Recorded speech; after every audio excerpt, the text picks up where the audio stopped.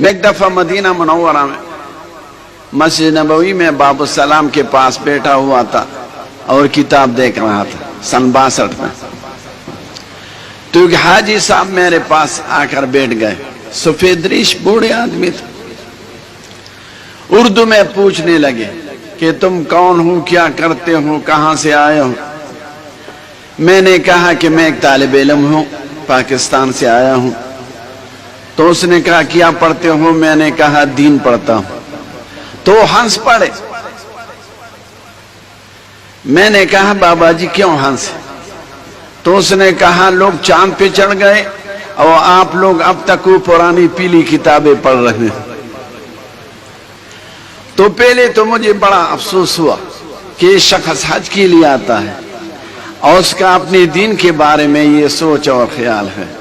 میں اس سے یہ کہہ سکتا تھا کہ آپ کو کس نے بتلایا ہے کہ حج فرض ہے اور یہاں کون سی ذات دفن ہے, ان کی تعلیمات, ان کی معجزات کس سے سن چکے ہیں آپ. لیکن میں نے یہ نہیں کہا. میں نے کہا کہ بابا جی وہ چاند پہ چڑھ گئے, آپ سورج پہ چڑھ جائیں. اگر کسی مولوی نے آپ کا پیر پکڑا تو واقعی وہ مولوی مجرم ہوگا. میں نے کہا کہ ہماری جماعت نے اپنا کام نہیں چھوڑا, آپ لوگوں نے چھوڑ رکھا. ہماری جماعت سے میرا مقصود آپ حضرات علماء کرام ہے. علماء کرام کا کام اس دین اور اس علم کا سیکھنا اور سکھانا اور پھیلانا ہے جس کے لیے 1,24,000 انبیاء کرام دنیا میں تشریف لا چکے ہیں اور جس کے لیے 104 کتابیں نازل ہوں گے. العلم ما جاء من فوق, علم وہی ہے جو اوپر سے آیا ہوا ہے. تو ہمارا اور آپ کا کام میراث نبوت سیکھنا اور سکھانا ہے. اس علم مبارک کے لیے آپ کو منتخب کیا گیا ہے. تو اس وقت آپ تمام دنیا میں برگزیدہ لوگ ہیں. اس علم میں کس چیز سے بحث ہوتی ہے؟ اس علم میں انسان سے بحث ہوتی ہے, لیکن انسان کو ایک اشرف المخلوقات, تمام کائنات کے سردار کی نظر سے دیکھا جاتا ہے.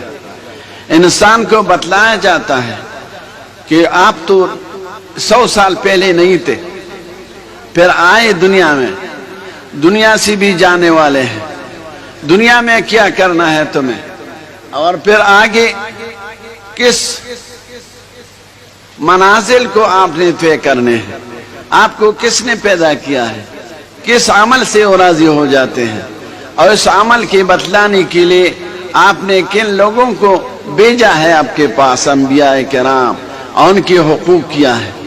یہ علم دین ہے جس کے لیے آپ کو منتخب کیا گیا ہے. یہ علم وہ علم ہے جو اوپر سے آیا ہوا ہے. یہ عقل سے معلوم نہیں ہو سکتا, یہ تجربے سے معلوم نہیں ہو سکتا, یہ لیبارٹریوں میں معلوم نہیں ہو سکتا. دوسرا وہ علم ہے بھائیوں جو کالجوں میں اور اسکولوں میں پڑھایا جاتا ہے, وہ بھی ضرورت ہے. یہ ڈاکٹری, انجینئرنگ, ایگریکلچر, یہ تمام فنون جن کو ہم عصری علوم سے تعبیر کرتے ہیں, اس میں اللہ تعالیٰ نے یہ نہیں فرمایا کہ میں اس علم کو میں نے اپنے منتخب لوگوں کو کے حوالہ کرا دیا ہے.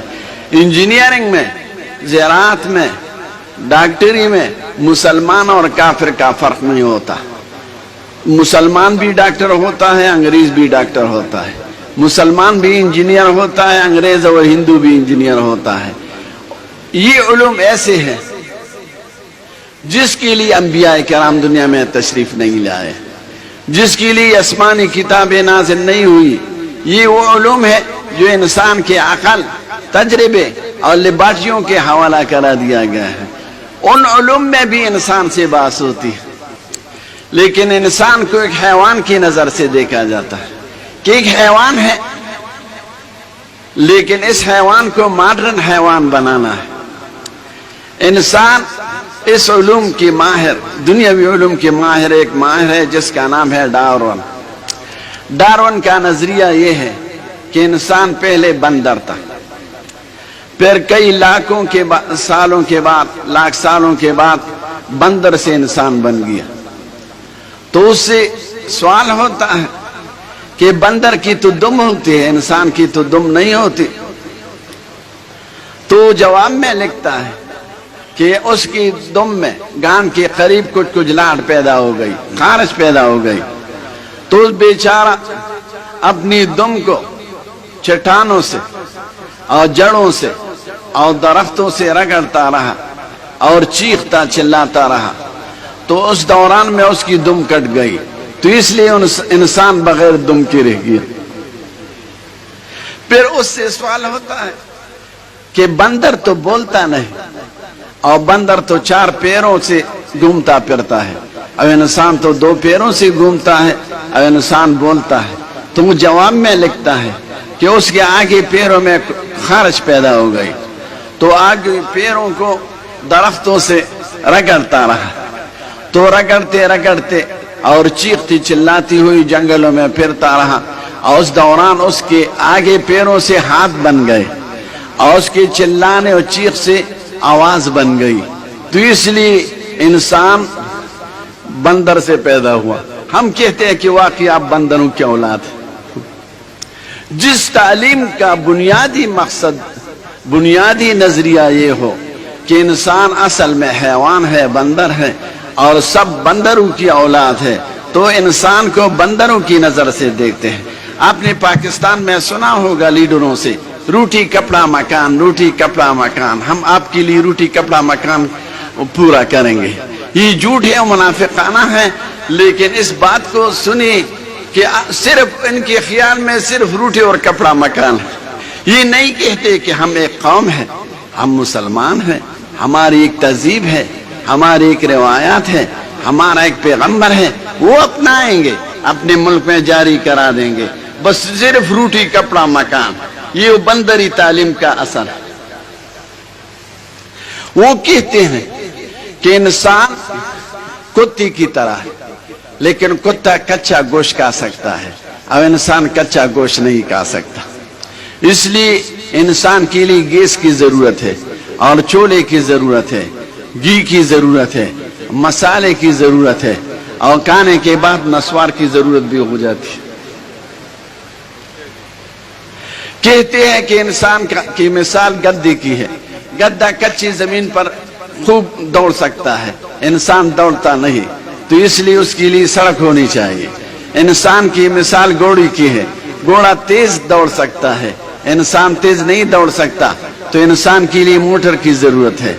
इंसान मुर्ख की तरह है, मुर्ख हवा में उड़ सकता है, लेकिन ये हवा में नहीं उड़ सकता, तो इसके लिए इंसान के लिए जहाज की जरूरत है। इंसान गीदड़ की तरह है, लेकिन गीदड़ गारों में रह सकता है, अंधेरों में घूम फिर सकता है, और ये गारों में नहीं रह सकता, ना अंधेरों में घूम फिर सकता है। इसलिए इंसान के लिए कमरे की जरूरत है और एयर कंडीशन की जरूरत है। ये तमाम जरूरियात अगर आप देखें तो इंसान के हजरत पेट से ताल्लुक है इनका। दुनियावी तालीम का ताल्लुक सिर्फ मादियात, माशियात और इंसान के पेट से है। उसमें अखलाक की बात नहीं होती, बल्कि वो कहते हैं कि अखलाक गरज के ताबे होते हैं। जिस तरह आपका गरज हुई ठीक बात होती है, अकीदे की बात नहीं होती। डॉक्टर आपको अकीदा नहीं बतला सकता। डॉक्टर का काम तो ये है कि अगर आपके पेट में मरोड़ हो तो 2 गोलियां दे देंगे। तबलीग वालों की इस्तिलाह में आपका तकाजा आसानी से पूरा हो जाएगा, आपका पेट नरम हो जाएगा। एग्रीकल्चर वाले आपको आलू और गंदम और जौ की काश की तरीके से सुखाएंगे, लेकिन अकीदा तो आपको नहीं बतला सकता। जिन बातों से इंसान मुसलमान हो जाता है वो आपके इल्म में है। इसलिए आपके इल्म और आपको और इस इल्म की बरकत से आपको सबसे बरगुजीदा मखलूक करार दिया गया है। यह अल्लाह का कलाम है। मैंने तो पहले से कहा कि किसी लीडर की बात नहीं, तो आप इस नेमत का हमेशा शुक्र अदा किया करें कि हम अल्लाह ताला के बरगुजीदा मखलूकात में शुमार। खुदा की कसम, अल्लाह ने बादशाहों को अपना बरगुजीदा नहीं कहा, वजीरों को नहीं कहा, चौधरियों को नहीं कहा, मलको, नवाबो, एमेनेज और नाजिमान, इनको नहीं कहा کتاب والوں کو اپنا چنا ہوں، اپنا منتخب شدہ، اپنا لاڈلا قرار دے چکا ہے۔ اب ایک سوال ہے کہ اتنا مبارک علم ہے تو یہ فقیروں کے ذریعے سے کیوں آیا ہے؟ آپ تو جامعہ اشرفیہ تو اب آج کل یونیورسٹیوں سے بہتر آبادی میں ہے، لیکن ہم نے جب پڑھا تھا تو ایک تنگ بلڈنگ میں پڑھا ہے۔ اس وقت نہیں ایئر کنڈیشن تھی، نہیں یہ فریج وغیرہ تھی، یہ سہولیات نہیں تھی۔ ہم خود کھانا پکاتے تھے اور آٹا خود گوندتے تھے اور تنور کے سامنے قطار میں کھڑے ہو کر اسے تنور والوں سے آٹا یہ روٹی پکواتے اور پھر خود کھاتے۔ تو فقیروں کی زمانہ میں ہم نے پڑھا ہے۔ مدینہ منورہ میں نے جب پڑھا ہے اس میں فقیروں کا زمانہ تھا، یہ سہولیات نہیں تھی جو آج کل ہیں۔ تو سوال یہ ہے کہ اتنا مبارک علم ہے جو اس علم پڑھنے والوں کو اللہ تعالیٰ نے اپنے پیارا کہا ہے، تو یہ فقیروں کی شکل میں کیوں آیا ہے؟ تو میں نے پہلے عرض کیا تھا کہ یہ انبیاء کرام کی وراثت ہے، اور انبیاء کرام سب فقیروں کی شکل میں آئے ہیں، ایک دو کے علاوہ۔ اگر مالدار ہوتے، بادشاہ ہوتے، لوگوں کو دنیا کی لالچ دیا کرتے تو پھر ایمان کا مسئلہ نہ رہتا۔ ایمان کے لیے ضروری ہے کہ ایمان بالغیب ہو۔ اگر آپ کسی سے کہیں کہ آپ آ جائیے، میں نے آپ کے لیے گوشت تیار کیا ہوا ہے، اس کے بعد حلوہ ہوگا، اس کے بعد مٹھائی ہوگی مثلا، اس کے بعد نسوار بھی ہوگا، تو سب لوگ اس کے پیچھے جائیں گے۔ یہ لیڈر کیوں کہتے ہیں؟ گوشت کے پیچھے تو کتا بھی جاتا ہے۔ تو اگر پیغمبر بادشاہ ہوتا تو پھر سب لوگ ان کے پیچھے چلے جاتے، تو پھر ایمان بالغیب نہ رہتا۔ فرعون کا قصہ آپ نے سنا ہوگا، سورۃ زخرف میں آیا ہے، وَنَادَى فِرْعَوْنُ فِي قَوْمِهِ قَالَ يَا قَوْمِ أَلَيْسَ لِي مُلْكُ مِصْرَ وَهَٰذِهِ الْأَنْهَارُ تَجْرِي مِن تَحْتِي أَفَلَا تُبْصِرُونَ أَمْ أَنَا خَيْرٌ مِّنْ هَٰذَا الَّذِي هُوَ مَهِينٌ وَلَا يَكَادُ يُبِينُ فَلَوْلَا أُلْقِيَ عَلَيْهِ أَسْوِرَةٌ مِّن ذَهَبٍ أَوْ جَاءَ مَعَهُ الْمَلَائِكَةُ مُقْتَرِنِينَ۔ فرعون کانفرنس کراتا، لوگوں کو جمع کراتا، پھر لوگوں سے کہتا کہ میں بہتر ہوں یا یہ خوار ملا، جس کو سیاست نہیں آتی، جس کو باتیں کرنے کا طریقہ و سلیقہ معلوم نہیں، خوار ملا کس کو کہتے؟ حضرت موسیٰ علیہ السلام۔ انبیاء کرام آپ کی اصطلاح میں سب طالبان تھے، الحمدللہ۔ تو فرعون کہتا ہے کہ اس طالب علم خوار مولوی کے پاس کیا ہے، میں بہتر ہوں یا یہ خوار ملا؟ کیا مصر کی حکومت میری نہیں، اور کیا یہ نہر میری حکومت میں نہیں بہ رہی ہے؟ پھر ہاتھ اٹھا کر لوگوں سے کہتا کہ فَلَوْلَا أُلْقِيَ عَلَيْهِ أَسْوِرَةٌ مِّن ذَهَبٍ، اس بیچارے مولوی کے ہاتھ میں تو کنگن بھی نہیں، سونے کے کنگن۔ تو انبیاء کرام سب فقیر ہوتے۔ 40 سال دعوت دینے کے بعد جب حضرت موسیٰ علیہ السلام کو غصہ آیا تو آپ نے کہا، سورۃ یونس میں اس کا ذکر ہے، وَقَالَ مُوسَىٰ رَبَّنَا إِنَّكَ آتَيْتَ فِرْعَوْنَ وَمَلَأَهُ زِينَةً وَأَمْوَالًا فِي الْحَيَاةِ الدُّنْيَا رَبَّنَا لِيُضِلُّوا عَنْ سَبِيلِكَ رَبَّنَا اطْمِسْ عَلَىٰ أَمْوَالِهِمْ وَاشْدُدْ عَلَىٰ قُلُوبِهِمْ فَلَا يُؤْمِنُوا حَتَّىٰ يَرَوْا الْعَذَابَ الْأَلِيمَ قَالَ قَدْ أُجِيبَتْ دَعْوَتُكُمَا فَاسْتَقِيمَا وَلَا تَتَّبِعَنِّ سَبِيلَ الَّذِينَ لَا يَعْلَمُونَ۔ موسیٰ علیہ السلام نے دعا کی کہ اللہ آپ نے فرعون کو اتنی بڑی بادشاہی دی، اتنے نعمتوں سے نوازا، لیکن یہ ناشکر رہا، یہ خدائی کا دعویٰ کرنے لگا، اس کا ستیہ ناش کرا دے۔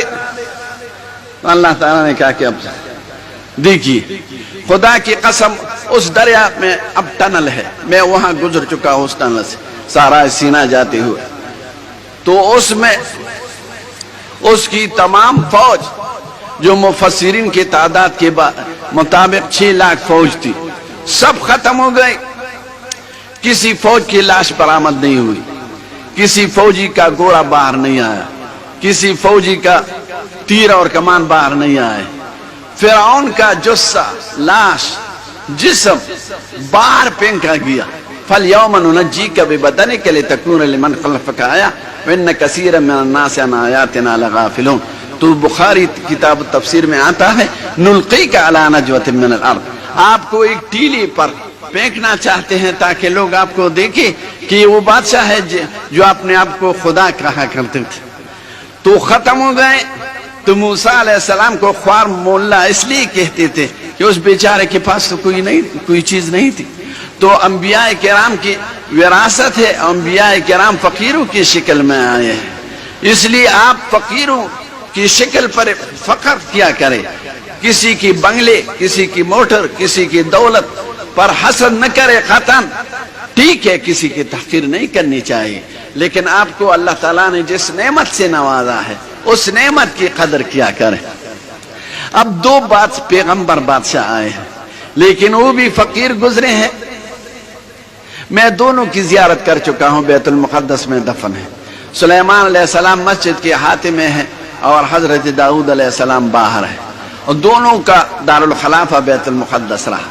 تو داؤد علیہ السلام بادشاہ تھے، ایک دن روزہ ہوتا تھا اور ایک دن افطار کیا کرتے تھے، یہ بخاری شریف میں آتا ہے۔ لیکن مغرب کے بعد عشاء کے وقت یہ اپنی رعیت میں گھومتا تھا اور پوچھتا تھا کہ آپ کا بادشاہ کیسا ہے، شریعت پر عمل کرتا ہے یا نہیں، کسی پر تو ظلم نہیں کرتا۔ تو ہر شخص کہتا کہ داؤد علیہ السلام ہمارے بادشاہ تو بڑے اچھے ہیں، جب پیغمبر اچھا نہ ہو تو کون اچھا رہے گا۔ ایک دفعہ جبریل علیہ السلام سامنے آئے، یہ نہیں جانتے کہ یہ جبریل ہے، کیونکہ علم غیب اللہ تعالیٰ کی خاص صفت ہے۔ جتنی قدر کسی پیغمبر کو دینا چاہتے ہیں اسی قدر دیتا ہے۔ کبھی دروازے کے باہر پیغمبر کو پتہ نہیں ہوتا کہ یہ کون ہے، اور کبھی 7 زمینوں کی پیچھے سے آپ کو اطلاع دے دیتے ہیں۔ تو داؤد علیہ السلام نے اس شخص سے پوچھا کہ تمہارا بادشاہ کیسا ہے، ظلم تو نہیں کرتا؟ اس نے کہا کہ بڑا اچھا ہے، لیکن اگر اپنے ہاتھ کی کمائی کر کے کچھ کھاتے تو اور تنخواہ نہ لیتے تو یہ اچھی بات ہوتی۔ یہ تو خاموش ہو گئے، جب گھر گئے رونے لگے کہ خدا مجھے تو تنخواہ لینا تو کوئی گناہ نہیں، میں تو قوم کی خدمت کرتا ہوں، لیکن مجھے تو کوئی کسب نہیں آتا۔ تو اللہ تعالیٰ کی طرف سے وحی نازل ہو گئی کہ چلیے تمہیں لوہاری کا کسب سکھاؤں گا۔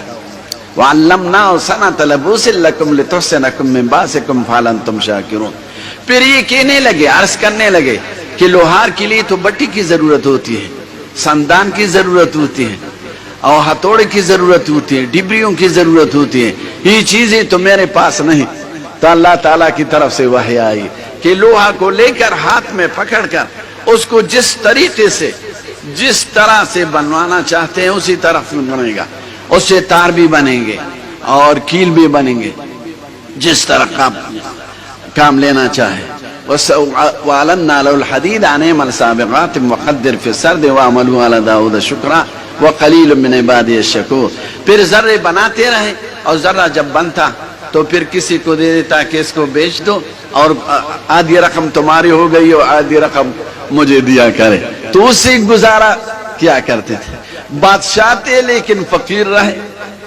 سلیمان علیہ السلام کی بادشاہی تو آپ سب کو معلوم ہے، رب هب لي ملكا لا ينبغي لأحد من بعدي إنك أنت الوهاب فسخرنا له الريح تجري بأمره رخاء حيث أصاب والشياطين كل بناء وغواص وآخرين مقرنين في الأصفاد۔ ایسی بادشاہی مل گئی کہ نہ پہلی کسی کو ملی ہے، نہ قیامت تک کسی کو ملنے والی نہیں ہے، کسی کو نہیں ملے گی۔ جس کا تھا ہوا میں اڑتا، بغیر پیٹرول کے، بغیر ریڈار کے، بغیر ایئرپورٹ کے، اس میں پائی بھی نہیں ہوتے تھے۔ اتنا بڑا بادشاہ، خدا کی قسم اگر آپ بیت المقدس گئے اور آپ وہاں کے پتھر دیکھیں، 12 گز لمبا پتھر اور 2 گز 1.5 گز چوڑا، تو آپ یقین کر لیں گے کہ یہ تو اس زمانے کے پتھر ہیں جس زمانے میں نہ یہ کرین تھے نہ یہ نئی آلات تھے، یہ کس نے بنائے ہیں اور کون لے آئے ہیں؟ تو آپ یقین کریں گے کہ جنات اور دیووں کے علاوہ کوئی نہیں کر سکتا۔ اتنی بادشاہی کے باوجود تفسیروں میں آتا ہے کہ وہ ٹوکری بنایا کرتے تھے، پچیاں ٹوکری، جس میں لوگ پھل اور پھول لے جاتے ہیں۔ ممبر پر بیٹھ کر وعظ کی حالت میں بھی ٹوکری بنایا کرتے تھے۔ تو میرا مقصد یہ ہے کہ یہ انبیاء کرام کی وراثت ہے۔ انبیاء کرام سب فقیروں کی شکل میں آئے ہیں، اس لیے ایمان بالغیب اس کو کہتے ہیں۔ موت کے بعد جب انسان جنت دیکھے دوزخ دیکھے تو اس وقت تو سب لوگ مسلمان ہو جائیں گے۔ ربنا ابصرنا وسمعنا فرجنا نعمل صالحا غیر الذی کنا نعمل اولم نعمرکم ما یتذکر فیہ من تذکر وجاءکم النذیر فذوقوا فما للظالمین من نصیر۔ پھر اس قسم کی آرزو یہ کرتے رہیں گے لیکن اس وقت ایمان قبول نہیں ہوگا۔ تو آپ اللہ تعالیٰ کا شکر ادا کریں کہ آپ بڑے جامع سے نسبت رکھتے ہیں اور اس جامع کے فضلاء ہیں۔ اور پس خدا کی قسم میں نے بہت سے علماء سے پڑھا ہے، مالکیوں سے، شوافع سے، حنبلیوں سے، غیر مقلدین سے اور احناف سے، لیکن میں نے حضرت مولانا محمد ادریس کاندہلوی رحمۃ اللہ علیہ اور حضرت مولانا رسول خان رحمۃ اللہ علیہ جیسے علماء نہیں دیکھے، نہ تقویٰ میں نہ للہیت میں۔ میں وہاں تھا، حضرت مولانا صاحب کاندہلوی رحمۃ اللہ علیہ حج کے لیے آئے تھے، تو میں نے ان کو بلایا اپنے کمرے میں۔